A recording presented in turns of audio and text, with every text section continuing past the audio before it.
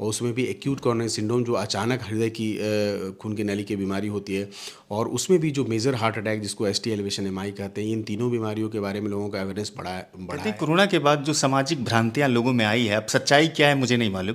कहते हैं कि कोरोना के बाद से लोगों में हार्ट की बीमारियां ज़्यादातर हो रही है। ये बातें सच्ची है या फिर ये हवा हवा? ये चीज़ों को समझे कैसे, वो सिम्टम को कैसे ऑब्जर्व कर पाए? क्योंकि आमतौर पर अगर हार्ट किसी को सिम्टम देता भी है तो ऑब्जर्व नहीं कर पाते हैं, चाहे कि हमारा भागलपुर या आसपास का जो क्षेत्र है वो बिल्कुल ही रूरल एरिया है। तो लोग कैसे उसको ऑब्जर्वेशन करेंगे, उसकी गंभीरता को कैसे पकड़ पाएंगे कि नहीं ये सिम्टम हो सकता है कि मुझे हार्ट ही हो? जिसमें कि दिल के अंदर खून की नली जो होती है, जो दिल को ब्लड सप्लाई करती है, उसमें ब्लॉकेजेज आता है। अचानक ब्लॉकेज आने की वजह से अचानक पेन शुरू होता है और हार्ट अटैक होता है। लेकिन अगर कोई भी अचानक सिम्टम शुरू हो रहा है, जिसमें अचानक सीने में दर्द हुआ, जो चलने पे बढ़ जा रहा है, बैठने पे आराम हो रहा है और रेस्ट करने पे थोड़ा ठीक हो रहा है, पसीने के साथ हो रहा है, आपको लग रहा है कि ये कुछ नया सिम्टम हो रहा है, हार्ट बेचैनी लगती है, ये सब भी हार्ट के लक्षण हो सकते हैं। और कई बार तो ये सारे लक्षण भी नहीं होते हैं और साइलेंटली हार्ट अटैक हो जाता है। कारण होते हैं कि लाइफस्टाइल में जो अगर स्मोकिंग आप करते हैं, अल्कोहल का सेवन करते हैं, सीडेंट्री लाइफस्टाइल है, बहुत ज़्यादा वजन बढ़ा रखा है, आप चलना फिरना बिल्कुल नहीं होता है, बहुत स्ट्रेसफुल लाइफ है, स्लीप डिप्राइव्ड है। आजकल डॉक्टर साहब देखा जाता है छोटे बच्चों को भी हार्ट हो जाता है, तो क्या बाय बोर्न भी इस तरह का होता है, हृदय रोग भी किसी तो तरह? नवजात शिशु में जो बीमारियां होती हैं वो कॉन्जेनिटल हार्ट डिजीज कहा जाता है, जिसमें कि जन्म के साथ वो बच्चे या तो दिल में सुराख छेद लेके चैनल बना हुआ है कि बाईं तरफ में हृदय की दाईं तरफ में जो गंदा खून है शरीर का वो पहुंचता है और वो दाहिनी तरफ से फेफड़े में जाता है और वो फेफड़े में शुद्ध होके ऑक्सीजनेट होके बाईं तरफ हार्ट के चैम्बर्स में ऑपरेशन की जरूरत पड़ती है पेशेंट? तरीका तो हम लोग जो खुद करते हैं कि बिना चीर फाड़ के पैर की नली से जाके उस जो होल होता है। आपके डायग्नोसिस में कोई भी डॉक्टर जब डायग्नोसिस शुरू करता है तो उसमें जांच की एक अहम भूमिका होती है, पैथोलैज या फिर एक्सरे, ये तमाम चीज़ें।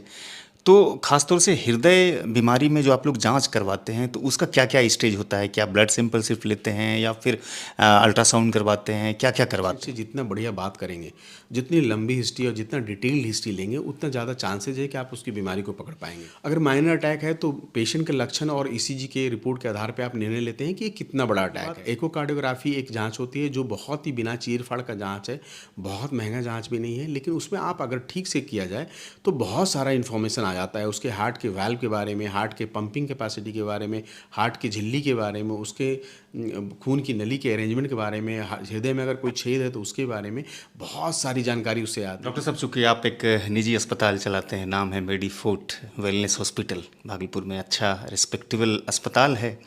इस बीमारी को लेकर के सोसाइटी में ये बातें बड़ी चर्चा होती है कि ये बड़ा महंगा इलाज होता है इसमें, तो क्या ये महंगा इलाज है? और दूसरी चीज़ें इसमें और मैं जोड़ देता हूँ कि आपके अस्पताल में प्रधानमंत्री जो अभी चलाए हुए हैं स्कीम, उसकी तरफ से भी सुविधाएं मिल पाती? आपको पता चलेगा कि हेल्थ केयर का जो डिस्ट्रीब्यूशन है, जो फैसिलिटीज़ का डिस्ट्रीब्यूशन है, वो बड़े शहर तक सीमित है। मेरा पहल भागलपुर ऐसे टायर 3 सिटी में, जो इंडिया के one of the relatively poor state के पुअर बैकवर्ड एरियाज़ में है, तो वहाँ पे ऐसी फैसिलिटीज़ क्रिएट करना जो कॉम्परेबल होगा किसी भी मेट्रो टाउन के फैसिलिटी से। हार्ट की बीमारी का इलाज जो पटना में कोई बीमारी का इलाज अगर 2 लाख रुपए में है, तो हमारा एक पहल है कि हम 1 लाख से 1.5 लाख में उसको ख़त्म करें।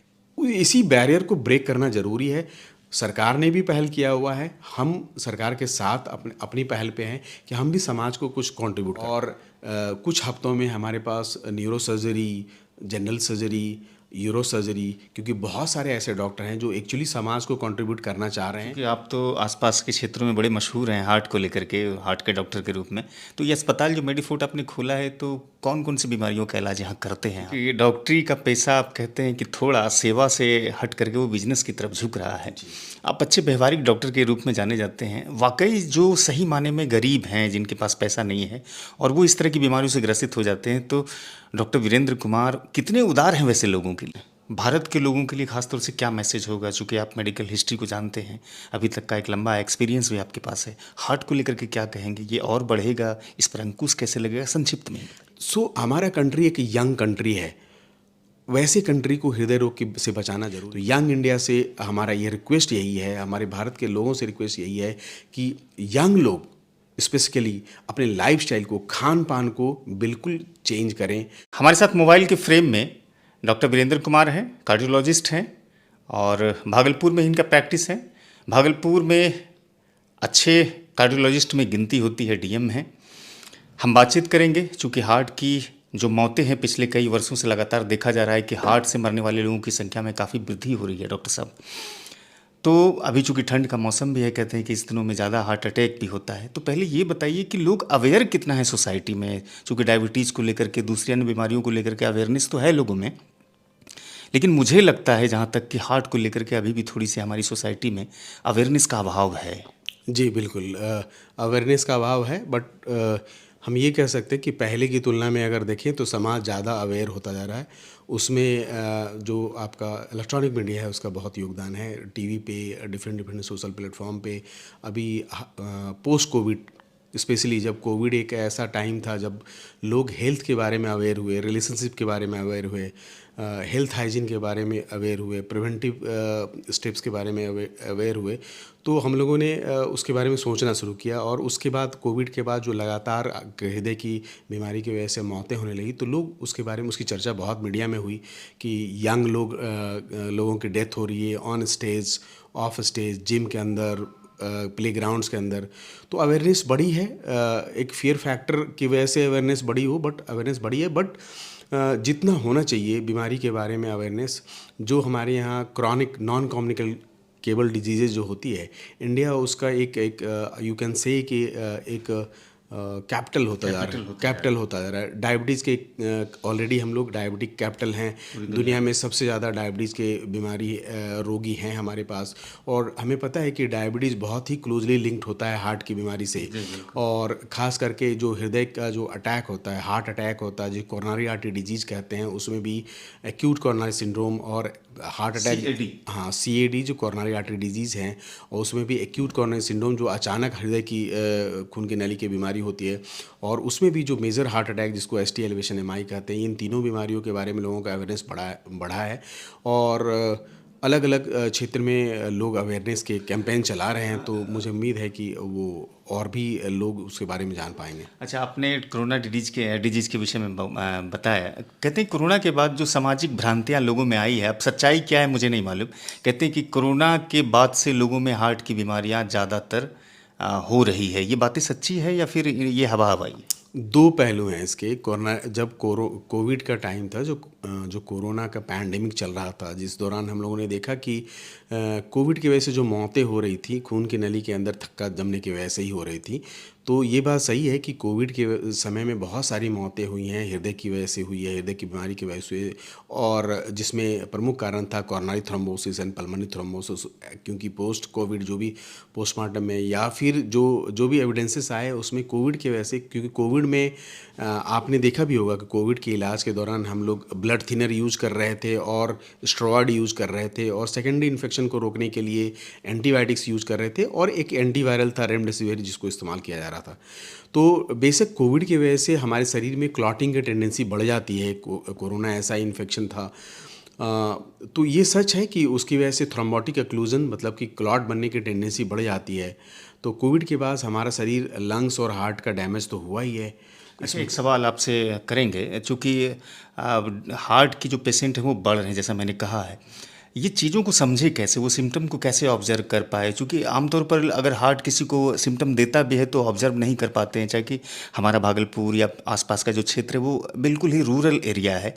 तो लोग कैसे उसको ऑब्जर्वेशन करेंगे, उसकी गंभीरता को कैसे पकड़ पाएंगे कि नहीं ये सिम्टम हो सकता है कि मुझे हार्ट ही हो? बिल्कुल, हार्ट की बीमारी में खासकर जिस पर्सपेक्टिव में आप बात कर रहे हैं, हम लोग स्पेसिफिकली हार्ट की ऐसी बीमारी के बारे में कहते हैं जिसको हार्ट अटैक कहते हैं, जो ST एलिवेशन MI कहते हैं, जिसमें कि दिल के अंदर खून की नली जो होती है, जो दिल को ब्लड सप्लाई करती है, उसमें ब्लॉकेजेज आता है।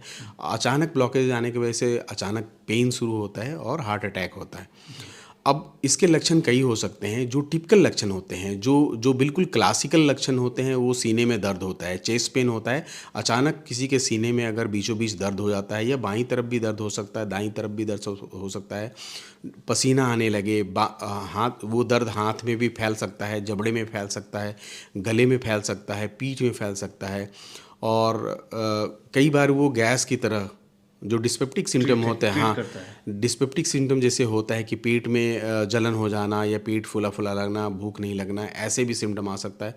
लेकिन अगर कोई भी अचानक सिम्टम शुरू हो रहा है, जिसमें अचानक सीने में दर्द हुआ, जो चलने पे बढ़ जा रहा है, बैठने पे आराम हो रहा है और रेस्ट करने में थोड़ा ठीक हो रहा है, पसीने के साथ हो रहा है, आपको लग रहा है कि ये कुछ नया सिम्टम हो रहा है, कई बार फीलिंग मरीज को आती है कि कुछ अबनॉर्मल हो रहा है, कहीं मेरी जान चली जाएगी, फीलिंग ऑफ इम्पेंडिंग डूम होता है उसमें। और हाथ नॉर्मली जो हार्ट की बीमारी की वजह से जो कार्डियक चेस्ट पेन होता है, जिसको एंजाइना भी कहते हैं, एंजाइना एट रेस्ट भी हो सकता है और चलने में भी हो सकता है, ये टिपिकल लक्षण इसके यही होते हैं। बट कई बार वो एटिपिकल भी होता है। अच्छा। तो एटिपिकल ये हुआ कि बिल्कुल सीने में बीचों बीच दर्द ना हो के केवल जबड़े में दर्द हो रहा है, केवल पीठ में दर्द हो रहा है, केवल बाजू में ये भी दर्द सिम्टम है। ये भी सिम्टम हो सकता है। कई बार केवल गैस की तरह भी प्रेजेंट कर सकता है कि आपको पेट में दर्द हो रहा है, ऊपरी हिस्से में पेट में दर्द हो रहा है और पसीने आ रहे हैं। कई बार केवल सांस की गति तेज होगी, कई बार केवल पसीना आता है, चक्कर आता है, आपको अनइजीनेस लगता है, घबराहट बेचैनी लगती है, ये सब भी हार्ट के लक्षण हो सकते हैं। और कई बार तो ये सारे लक्षण भी नहीं होते हैं और साइलेंटली हार्ट अटैक हो जाता है, जो ज़्यादातर साइलेंट हार्ट अटैक होता है, जिसमें कि एल्डरलीज में या डायबिटिक पॉपुलेशन में चेस्ट पेन बिल्कुल नहीं होता है, अनइजीनेस, थोड़े बहुत सांस की तकलीफ ऐसा होगा, घबराहट बेचैनी होगा और हार्ट अटैक हो जाता है। अब सवाल ये है कि आखिर क्या मेडिकल हिस्ट्री के कारण से कुछ ऐसे लक्षण होते हैं जिनका मेडिकल हिस्ट्री इस तरह का हो, और दूसरी चीज़ें कि कहते हैं कि बैड हैबिट जो खान पान होता है, लाइफ स्टाइल होता है, उसका भी एक प्रमुख कारण है, तो होने का क्या कारण हो सकता है? बेशक जो हार्ट की कोरोनरी आर्टरी डिजीज और एस टी एलिवेशन एम आई है, जो मेजर हार्ट अटैक जिसकी बात कर रहे हैं, या एक्यूट कोरोनरी सिंड्रोम जिसकी बात कर रहे हैं हम लोग, जिससे जान को ज़्यादा खतरा होता है, वो लाइफस्टाइल डिजीज है। These are non communicable lifestyle disease. इसका मतलब ये होता है, ये सब जीवन शैली में बदलाव की वजह से हमारे जीवन में आया है। तनाव से भी होता है। हाँ, तो उसके कई कारण हैं। जो प्रमुख कारण होते हैं कि लाइफस्टाइल में जो अगर स्मोकिंग आप करते हैं, अल्कोहल का सेवन करते हैं, सीडेंट्री लाइफस्टाइल है, बहुत ज़्यादा वजन बढ़ा रखा है, आप चलना फिरना बिल्कुल नहीं होता है, बहुत स्ट्रेसफुल लाइफ है, स्लीप डिप्राइव्ड हैं, आपको ब्लड प्रेशर की बीमारी है, कुछ रिस्क फैक्टर्स हैं, ब्लड प्रेशर की बीमारी है, कोलेस्ट्रॉल की बीमारी है, शुगर की बीमारी है, और साथ में कुछ हैबिट्स हैं जो मैंने बताया कि स्मोकिंग, अल्कोहल, टोबैको और शुगर वाले को तो सबसे सीडेंट्री ज़्यादा लाइफ। परेशान करता तो है। डायबिटिक को बहुत ज़्यादा रिस्क होता है। डायबिटीज़ एक प्रोमिनेंट रिस्क फैक्टर्स में है, जो ब्लड प्रेशर भी इसके रिस्क फैक्टर्स में आता है, कोलेस्ट्रॉल का बढ़ना इसके रिस्क फैक्टर में आता है। अच्छा, आजकल डॉक्टर साहब देखा जाता है छोटे बच्चों को भी हार्ट हो जाता है, तो क्या बाय बोर्न भी इस तरह का होता है, हृदय रोग भी किसी तरह? जी बिल्कुल, हृदय की बीमारी को अगर ओवरऑल देखा जाए, पूरी तरह से अगर देखा जाए कि हार्ट में कितनी तरह की बीमारी होती है, तो हार्ट के डिफरेंट जो स्ट्रक्चर्स हैं, उनकी खराबी होने की वजह से अलग अलग तरह की बीमारी होती है। तो अगर शुरुआत करें हम बिल्कुल नवजात शिशु से, तो नवजात शिशु में जो बीमारियां होती हैं वो कॉन्जेनिटल हार्ट डिजीज कहा जाता है, जिसमें कि जन्म के साथ वो बच्चे या तो दिल में सुराख छेद लेके होते हैं, जिसमें कि लेफ्ट साइड का जो चैम्बर होता है, हार्ट का चैम्बर होता है, राइट साइड का जो चैम्बर होता है, दोनों में कम्युनिकेशन हो जाता है। नॉर्मली वो वैल्व के थ्रू एक प्रॉपर चैनल बना हुआ है कि बाईं तरफ में हृदय की दाईं तरफ में जो गंदा खून है शरीर का वो पहुंचता है, और वो दाहिनी तरफ से फेफड़े में जाता है, और वो फेफड़े में शुद्ध होके ऑक्सीजनेट होके बाईं तरफ हार्ट के चैम्बर्स में आता है, और फाइनली वो बाईं तरफ के हार्ट के चैम्बर से साफ खून की नली जो ले जाती है, जो एओर्टा कहते हैं, उससे शरीर के विभिन्न अंग में जाता है। ये नॉर्मल हार्ट की बनावट होती है। अगर इस बनावट में कोई भी कमी होगी तो वो कॉन्जेनिटल हार्ट डिजीज की तरह आ सकता है। इसमें बनावट में ये कमी हो सकती है, जो हार्ट की दीवारें होती हैं उसमें कहीं गैप छूट जाए, जिसको कि ASD VSD कहते हैं, atrial septal defect, ventricular septal defect. कई बार क्या होता है कि जब बच्चा माँ के पेट में होता है तो उसमें पल्मोनरी आर्टरी और एओर्टा इनके बीच में कम्युनिकेशन होता है, क्योंकि जब बच्चा माँ के पेट में होता है तो उसमें खून की जो बहाव का तरीका अलग होता है, तो वो कम्युनिकेशन ज़रूरी होता है, लेकिन जन्म के बाद वो बंद हो जाता है। तो कई बार जन्म के बाद वो बंद नहीं होता है, उसको PDA कहते हैं, पेटेंट डक्टर आर्टरी। ये भी एक हार्ट की बीमारी है जो जन्म के साथ होता है। कई बार खून की नली का जो अरेंजमेंट है, जो बनावट है, वो उल्टा हो जाता है। जहाँ से गंदा खून निकलना चाहिए वहाँ से अच्छा खून, ऑक्सीनेटेड ब्लड निकलता है, कहीं जहाँ से ऑक्सीनेटेड निकलना चाहिए वहाँ से डीऑक्सीनेटेड ब्लड निकलता है। तो ये गड़बड़ी होती है। कई बार चैम्बर्स की बनावट गड़बड़ होती है, कई बार एक ही चैम्बर के साथ आ जाता है, कई बार लेफ्ट के चैम्बर नहीं बना होता है, कई बार ऑपरेशन की जरूरत पड़ती है पेशेंट को। ऐसे जन्म के साथ जो बच्चे जो पैदाइशी जो हार्ट की बीमारी होती है, ग्रॉसरी 2 ग्रुप में होते हैं। वैसा बच्चा जो नीला पड़ रहा है, जिसको साइनेटिक कॉन्जेनिटल हार्ट डिजीज कहते हैं, और वैसा बच्चा जो नीला नहीं पड़ रहा है, जिसको acyanotic congenital. Normally acyanotic congenital heart disease में इमीडिएट ऑपरेशन की ज़रूरत नहीं होती है। लेकिन साइनोटिक कॉन्जेनाइटल जिसमें कि बच्चा ब्लू है, नीला है, इसमें कई ऐसी बीमारी है जिसको तुरंत इंटरवीन करने की ज़रूरत है। कई बीमारी होती है जो जिसमें कि बच्चे का वजन 10 किलो या उससे ज़्यादा हो जाता है तो करते हैं, और कई का थोड़ा इंतजार करके जब बच्चा थोड़ा और ग्रो हो जाता है तो करते हैं। बड़ों को ज़रूरत कब पड़ती है ऑपरेशन की? नॉर्मली जो बड़े हो चुके हैं तो ऑब्वियस है, जब जो भी जन्म के साथ बीमारी थी उनको कॉन्जेनिटल हार्ट डिजीज, अभी मैं केवल जन्म के साथ जो बीमारी हो रही थी उसके बारे में बात कर रहा हूँ। तो जन्म के साथ जो हृदय की बीमारी होती है उसमें अगर कोई पैदा हुआ किसी बीमारी से, मान लो एट्रियल सेप्टल डिफेक्ट किसी को हुआ है, और वो आदमी बचपन में सर्दी खांसी उसको बार बार हो रही होगी, लेकिन वो धीरे धीरे वो बड़ा हो गया, और अब बड़ा हो गया तो 30 साल की उम्र में आया आपके पास, और सांस फूलने की वजह से आया, और हमने पाया कि उसमें छेद है, हृदय में छेद है। तो उसको हम लोग दो तरीके से बंद करते हैं। एक तरीका तो हम लोग जो खुद करते हैं कि बिना चीर फाड़ के पैर की नली से जाके उस जो होल होता है, जो एट्रियल सेप्टल डिफेक्ट जो छेद है, उसी के साइज का डिस्क आता है जिसको डिवाइस कहते हैं, अक्लूडर डिवाइस कहते हैं। एट्रियल सेप्टल डिफेक्ट के लिए एचडी डिवाइस आता है, वेंट्रिकुलर सेप्टल के वीएचडी डिवाइसेस आता है, अलग अलग तरह के साइज़ के डिवाइसेस आते हैं। उनके लिए जो अप्रोप्रिएट साइज़ का डिवाइस होता है पैर की नली से जाके उसको वहाँ डिप्लॉय करते हैं और वो बंद हो जाता है। उसी तरह एक मैंने बताया था पीडीए, कई बार पीडीए रह जाता है और बच्चा बड़ा हो जाता है, बाद में पता चलता है कि ये बीमारी के साथ पैदा हुआ था, तो उसको भी अक्लूड करते हैं हम लोग। और उसमें साथ साथ कुछ दवाइयाँ भी देनी होती है जिससे कि हार्ट के चैम्बर्स में जो प्रेशर रहते हैं और वैल्व में जो प्रेशर की वजह से लीकेज आता है उस सबको कम किया जा सके। अच्छा, अंतिम 2 सवाल करेंगे, और एक बेहद कई लोगों ने मुझसे कहा है कि डॉक्टर सबसे ज़रूर पूछेगा। आपके डायग्नोसिस में कोई भी डॉक्टर जब डायग्नोसिस शुरू करता है तो उसमें जांच की एक अहम भूमिका होती है, पैथोलैज या फिर एक्सरे, ये तमाम चीज़ें। तो खासतौर से हृदय बीमारी में जो आप लोग जांच करवाते हैं तो उसका क्या क्या स्टेज होता है? क्या ब्लड सैंपल सिर्फ लेते हैं या फिर अल्ट्रासाउंड करवाते हैं, क्या क्या करवाते हैं? जी, हृदय की बीमारी को जानने के लिए सबसे बेसिक मिनिमम सबसे पहली जांच तो ये होती है कि आप मरीज से लगातार बात करें। एक अच्छी हिस्ट्री, एक अच्छा हिस्ट्री अगर आप पेशेंट के साथ लेते हैं, पेशेंट से जितना बढ़िया बात करेंगे, जितनी लंबी हिस्ट्री और जितना डिटेल्ड हिस्ट्री लेंगे, उतना ज़्यादा चांसेज है कि आप उसकी बीमारी को पकड़ पाएंगे। तो एक डिटेल्ड हिस्ट्री पेशेंट के साथ बात करके बनाना कि उसकी क्या बीमारी पहले रही, क्या लक्षण पहले रहे, ये बहुत ज़रूरी है। उसके बाद उस लक्षण के आधार पे आप जांच क्या निर्णय लेते हैं कि क्या क्या जांच करना चाहिए। हार्ट की बीमारी में नॉर्मली जो अगर कोई चेस्ट पेन लेके आ रहा है, सीने में दर्द लेके आ रहा है, तो उसको एक मिनिमम ईसीजी तो होना चाहिए। ईसीजी से कई बार 1/3 केसेस में हमें एक राहत मिल जाती है। अगर मेजर अटैक है तो ईसीजी में बदलाव काफ़ी जल्दी हो जाता है। अगर माइनर अटैक है तो पेशेंट के लक्षण और ईसीजी के रिपोर्ट के आधार पे आप निर्णय लेते हैं कि ये कितना बड़ा अटैक है। अगर अटैक नहीं है तो उसमें भी आपको हिस्ट्री और ईसीजी एक मिनिमम जांच है। उसके बाद एकोकार्डियोग्राफी एक जांच होती है जो बहुत ही बिना चीर फाड़ का जांच है, बहुत महंगा जांच भी नहीं है, लेकिन उसमें आप अगर ठीक से किया जाए तो बहुत सारा इन्फॉर्मेशन आ जाता है उसके हार्ट के वाल्व के बारे में, हार्ट के पंपिंग कैपेसिटी के बारे में, हार्ट की झिल्ली के बारे में, उसके खून की नली के अरेंजमेंट के बारे में, हृदय में अगर कोई छेद है तो उसके बारे में बहुत सारी जानकारी उससे आती है। तो ये एक मिनिमल चीज़ें हैं।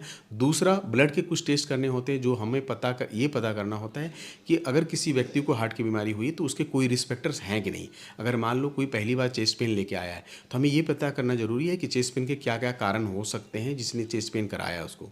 जैसे डायबिटीज़ की बीमारी, आपको कहीं किडनी की बीमारी की वजह से भी हार्ट के पे बहुत लोड पड़ता है, तो ये कोलेस्ट्रॉल के का पता करना होना चाहिए। तो एक थोड़ा ब्लड का इन्वेस्टिगेशन, एक ईसीजी को, ये मिनिमल जांच है। और बहुत ही हेल्दी आदमी हो जिसको चलने फिरने में थोड़ी बहुत दिक्कत हो रही है और आपको लगता है इसको हार्ट की बीमारी नहीं भी हो सकती है, हो भी सकती है, तो वैसे में ट्रेडमिल टेस्ट करते हैं। जो एक्टिव आदमी है ट्रेडमिल टेस्ट के बाद अगर वो क्लियर कर लेता है तो नॉर्मली मान के चलते हैं कि इसको हार्ट के ब्लॉकेजेस होने की संभावना नहीं। डॉक्टर साहब, चूँकि आप एक निजी अस्पताल चलाते हैं, नाम है मेडीफोर्ट वेलनेस हॉस्पिटल, भागलपुर में अच्छा रिस्पेक्टेबल अस्पताल है।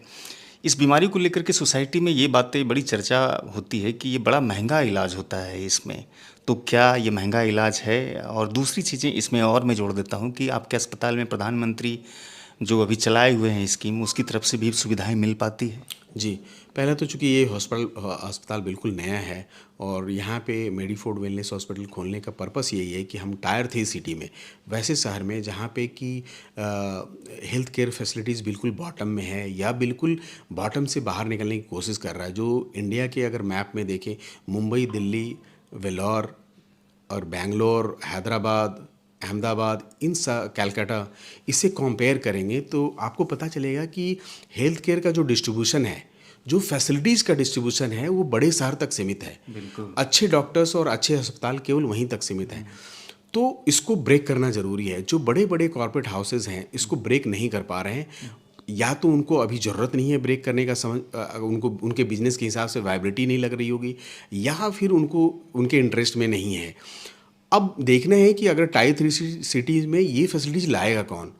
मेरा पहल भागलपुर ऐसे टायर 3 सिटी में जो इंडिया के one of the relatively poor state के पुअर बैकवर्ड एरियाज़ में है, तो वहाँ पे ऐसी फैसिलिटीज़ क्रिएट करना जो कॉम्परेबल होगा किसी भी मेट्रो टाउन के फैसिलिटी से। अगर आपने हॉस्पिटल को पूरी तरह से देखा होगा तो हम एट पार हैं।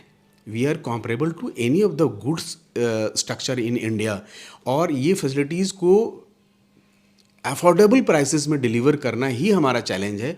और इसी चैलेंज को उठा के हम लोगों ने स्टार्ट किया था। हार्ट की बीमारी का इलाज जो पटना में कोई बीमारी का इलाज अगर 2 लाख रुपए में है, तो हमारा एक पहल है कि हम 1 लाख से 1.5 लाख में उसको ख़त्म करें और भागलपुर में ही ख़त्म करें।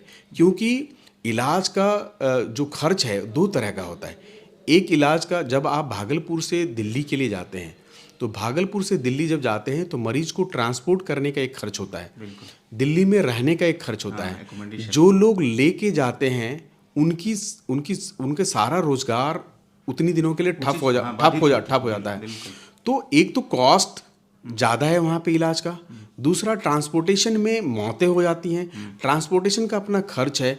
तो अगर क्यूमुलेटिव कॉस्ट अगर जोड़ेंगे तो अगर कोई इलाज 1 लाख रुपए में दिल्ली में हो रहा, तो बेसिकली वो 2-3 लाख रुपए का इलाज है। फिर फॉलोअप में आप जाते हैं, वो एक बहुत ट्रॉमेटिक प्रोसीजर, बहुत ही पीड़ादायक होता है। आप भागलपुर के रहने वाले हैं और अगर कैलकाटा बार बार एक हार्ट का सर्जरी कराने के बाद लगातार आप फॉलोअप में, शुरू में 15 दिन में बुलाया जा रहा है, फिर 1 महीने में बुलाया जा रहा है, फिर 3 महीने में बुलाया जा रहा है, तो क्यूमुलेटिव कॉस्ट ऑफ थेरापी, दवा और इलाज से बड़ा आपका जो जाने आने का खर्चा, रहने का खर्चा और आपका बिजनेस और नौकरी का जो लॉस है, टाइम लॉस है, अगर आप उसको जोड़ेंगे तो वो ज़्यादा महंगा हो जाता है। इसी बैरियर को ब्रेक करना ज़रूरी है। सरकार ने भी पहल किया हुआ है, हम सरकार के साथ अपनी पहल पे हैं कि हम भी समाज को कुछ कंट्रीब्यूट कर पाएँ। आयुष्मान भारत आप एक्सेप्टेबल? जी बिल्कुल। आयुष्मान भारत हमने अभी कार्डियोलॉजी के लिए अपनी स्टार्ट किया है, और कुछ हफ्तों में हमारे पास neurosurgery, general surgery, uro surgery, क्योंकि बहुत सारे ऐसे डॉक्टर हैं जो एक्चुअली समाज को कंट्रीब्यूट करना चाह रहे हैं और गुड फैसिलिटी के साथ आना चाह रहे हैं। उन लोगों ने भी हाथ जो हमारे साथ मिलाया है, और वो चाह रहे हैं कि एक्चुअली बदलाव आना चाहिए सूरत में, हेल्थ केयर के सूरत में। और हम भी सांस से कह सकें कि we are comparable to any of the cities of India. चूँकि आप तो आसपास के क्षेत्रों में बड़े मशहूर हैं हार्ट को लेकर के, हार्ट के डॉक्टर के रूप में, तो ये अस्पताल जो मेडिफोर्ट आपने खोला है, तो कौन कौन सी बीमारियों का इलाज यहाँ करते हैं आप? जैसे अभी तो जो जनरल मेडिसिन की जितनी बीमारियाँ हैं, शुगर है, ब्लड प्रेशर है, इवन जो ब्रेन की बीमारी है, उसका हम लोगों ने क्रिटिकल केयर में स्टार्ट कर दिया है। सर्जरी को छोड़ करके? हाँ, अभी न्यूरो सर्जरी स्टार्ट हो जाएगा, कुछ ही हफ्तों में वो न्यूरो सर्जरी शुरू होगा। हार्ट की जो सर्जरी हम लोगों ने नॉन इन्वेजिव सर्जरी, जो बिना चीर फाड़ के होती है, जैसे angiography, angioplasty, device closure, pacemaker लगाना, आईसीडी लगाना, सीआरटी लगाना, छोटे बच्चे के हृदय में जो छेद होता है उसको बंद करना, ये सब हम लोगों ने शुरू कर दिया है। और गहन चिकित्सा का एक बड़ा सा हमारे पास आईसीयू सीसीयू है, जिसमें कि बहुत ही क्रिटिकली जिनको वेंटिलेटर की ज़रूरत है, जो बिना सपोर्ट के जिनकी डेथ हो जाएगी वैसे लोगों को, और छोटे बच्चे का एनआईसीयू जो बहुत अच्छा बनाया है हम लोगों ने, 40 बेड का बहुत सुंदर एनआईसीयू बनाया है। और न्यूरोलॉजिस्ट भी हमारे साथ आ रहे हैं, जो जाने माने न्यूरोलॉजिस्ट हैं रांची में, रिम्स के न्यूरोलॉजी के एक्टिंग हेड हैं, वो हमारे साथ आ रहे हैं। एक और चीज़ मैं जानना चाहूँगा, चूँकि डॉक्टरी का पैसा आप कहते हैं कि थोड़ा सेवा से हट करके वो बिजनेस की तरफ झुक रहा है, आप अच्छे व्यवहारिक डॉक्टर के रूप में जाने जाते हैं। वाकई जो सही माने में गरीब हैं, जिनके पास पैसा नहीं है और वो इस तरह की बीमारियों से ग्रसित हो जाते हैं, तो डॉक्टर वीरेंद्र कुमार कितने उदार हैं वैसे लोगों के लिए? जी, अभी तक तो हम लोगों ने यही कोशिश की है कि अफोर्डेबल हो, और हमारी कोशिश ये है कि हम योजनाओं से और डिफरेंट ऑर्गेनाइजेशन से मिलके इसको अफोर्डेबल ही नहीं, यू कैन से कि cashless for the poor also कर पाएँ। आखिर में एक प्रश्न है, भारत के लोगों के लिए खासतौर से क्या मैसेज होगा, चूँकि आप मेडिकल हिस्ट्री को जानते हैं, अभी तक का एक लंबा एक्सपीरियंस भी आपके पास है, हार्ट को लेकर के क्या कहेंगे? ये और बढ़ेगा, इस पर अंकुश कैसे लगेगा? संक्षिप्त में ही बताइए। हृदय रोग की बीमारी के बारे में इंडिया के लिए, क्योंकि इंडिया एक यंग कंट्री है। यंग कंट्री कहने का मतलब कि यहाँ का ज़्यादातर पॉपुलेशन जो है अभी यंग है। बहुत सारे टीनेजर्स हैं, बहुत सारे लोग जो हैं टॉडलर्स हैं, बहुत लोग हैं जो अभी अभी वोटिंग राइट्स हुए हैं, बहुत लोग हैं जो अभी मिड मैंने 20 से 30 के बीच में हैं। सो हमारा कंट्री एक यंग कंट्री है। वैसे कंट्री को हृदय रोग से बचाना ज़रूरी है, क्योंकि अगर हम अपने लाइफस्टाइल को चेंज नहीं करेंगे तो जिस हिसाब से लाइफस्टाइल डिजीज़ बढ़ रही है इंडिया में, पूरी इंडिया अपनी एक बड़ा हिस्सा इकोनॉमी का हेल्थ केयर और उसके प्रोक्योरमेंट में लगा देगा। दूसरी तरफ जो लाइफ लॉस होता है, यंग लाइफ अगर लॉस होता है, कोई भी आदमी जो 20 साल 25 साल की उम्र में अगर उसका देहांत हो रहा है या बीमारी की वजह से उसका लिमिटेशन हो जा रहा है, डिजेबिलिटी हो जा रहा है, तो वो सीधा सीधा उसके परिवार का, समाज का और देश का लॉस है। तो यंग इंडिया से हमारा ये रिक्वेस्ट यही है, हमारे भारत के लोगों से रिक्वेस्ट यही है कि यंग लोग स्पेसिकली अपने लाइफस्टाइल को, खान पान को बिल्कुल चेंज करें। कुछ 7 स्टेप्स है जो उनको करना चाहिए। हमने अपने हॉस्पिटल के बाहर एक डिजिटल बोर्ड पे उसको डिस्प्ले किया हुआ है कि लुक, आपको देखना ये है कि आप सेडेंटरी ना हो, एक रेगुलर एक्सरसाइज करें, कम से कम 150 मिनट सप्ताह में वॉक करें। आप कितने भी बिजी हों तो 150 मिनट सप्ताह में निकाला जा सकता है। आप अपने वर्क प्लेस पे ही चलने का आदत रखें। अगर लिफ्ट है तो सीढ़ी का इस्तेमाल करें। अगर बाइक से जा रहे हैं तो बाइक को दूर में पार्क करें, 10 कदम 20 कदम ज़्यादा चल लें। तो 150 मिनट कम से कम वीक में टहलें, ठीक है, इतना चलना है। दूसरा, अपने शुगर पे वॉच करें। जो फास्टिंग शुगर है, खाली पेट का जो शुगर है, कोशिश करें 100 से नीचे रहे, 110 से ऊपर ना जाए। अपने कोलेस्ट्रॉल को कंट्रोल करें। अगर मोटापा है तो उसको कंट्रोल करें। शुगर की बीमारी अगर है तो उसको कंट्रोल करना है। ब्लड प्रेशर की बीमारी अगर है तो कंट्रोल करना है, नहीं है तो पीरियडिकली खुद से मेजर करें। बहुत बहुत शुक्रिया डॉक्टर साहब, चूँकि लंबा वीडियो हो गया है, आपने समय दिया सिटी टाइम्स को, इसके लिए बहुत बहुत शुक्रिया। Thank you. तो डॉक्टर वीरेंद्र कुमार को आपने सुना और देखा भी। हृदय रोग से जुड़ी हुई जो बीमारी थी, उसके उपचार, उसके समाधान, तमाम बातचीत, एक लंबी बातचीत रही। अगर इस बातचीत को आप समझते हैं कि लाभदायक है सोसाइटी के लिए और खुद के लिए, तो उस वीडियो को अधिक से अधिक लोगों तक पहुंचाइए, साझा कीजिए। चैनल को भी सब्सक्राइब नहीं किया है यूट्यूब को सिटी टाइम्स के, तो आप वहाँ चैनल को सब्सक्राइब कीजिएगा। फेसबुक पर पेज है, वहाँ फॉलो लाइक करना मत भूलिएगा। इजाज़त दीजिए, मिलते हैं दूसरे वीडियो में। शुक्रिया।